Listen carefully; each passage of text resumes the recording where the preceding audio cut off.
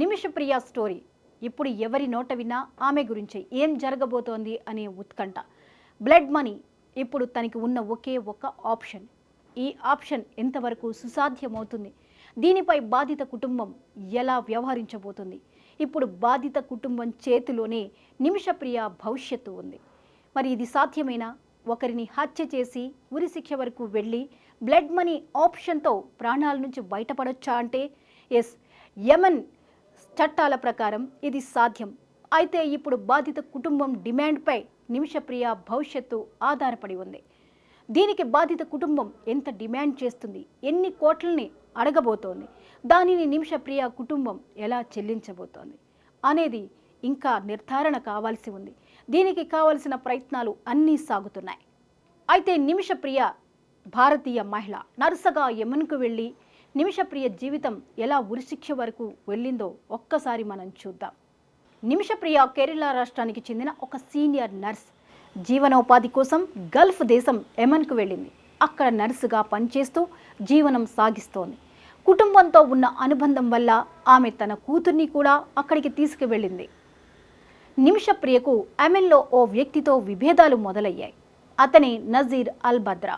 అతను ఆమెను తీవ్రంగా శారీరకంగా మానసికంగా వేధించినట్లు ఆరోపణలు ఉన్నాయి. అతను నిమిషను బలవంతంగా పెళ్లి చేసుకున్నట్టు సమాచారం కూడా. కొన్ని నివేదికల ప్రకారం ఆమె తన కూతుర్ని రక్షించుకునేందుకు అతన్ని హత్య చేసింది అన్న వార్తలు ఉన్నాయి. దీనిని ఆత్మరక్షణ చర్యగా భావించాలి అని కొందరు భావిస్తున్నారు. అయితే 2017లో అరెస్ట్ అయిన నిమిషప్రియకు యమన్ కోర్టు ఉరిశిక్ష విధించింది. యమన్ షరియత్ చట్టాల ప్రకారం హత్యకు ప్రత్యక్షంగా బాధ్యులైతే ఉరిశిక్ష విధించవచ్చు. అయితే అక్కడ బ్లడ్ మనీ అనే ఒక విధానం ఉంది. అంటే బాధితుడి కుటుంబం క్షమించేందుకు సిద్ధమైతే వారు కోరిన పరిహారం చెల్లిస్తే శిక్షను ఉపసంహరించుకోవచ్చు. దీనికి అనుగుణంగానే ఇప్పుడు క్షమాభిక్ష ప్రయత్నాలు జరుగుతున్నాయి. భారత ప్రభుత్వం, మానవ హక్కుల సంఘాలు, సామాజిక కార్యకర్తలు ఈ విషయంలో కలగజేసుకున్నారు. ఒక సామాజిక సంఘం సేవ్ నిమిషప్రియ పేరుతో విరాళాలను సేకరిస్తోంది.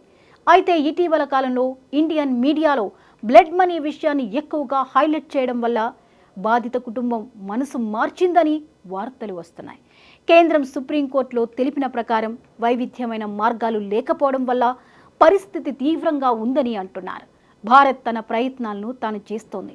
యమన్ ప్రభుత్వం వద్ద దౌత్యపరంగా చర్చలు జరిపింది. నిమిషప్రియ తల్లి కూడా సుప్రీంకోర్టులో పిటిషన్ వేసింది. భారత ప్రభుత్వం మన చేతిలో చాలా పరిమితమైన మార్గాలే ఉన్నాయంటోంది. ప్రస్తుతం ప్రధాన ఆశ బాధితుడి కుటుంబం క్షమాభిక్ష ఇవ్వడం.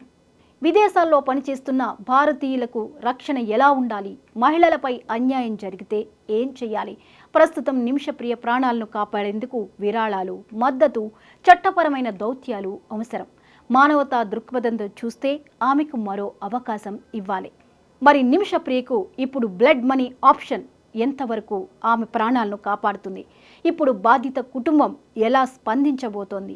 క్షమాభిక్షకు ఒప్పుకుంటుందా?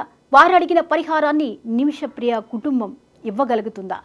దానికి కావలసిన ప్రయత్నాలైతే వేగంగానే సాగుతున్నాయి.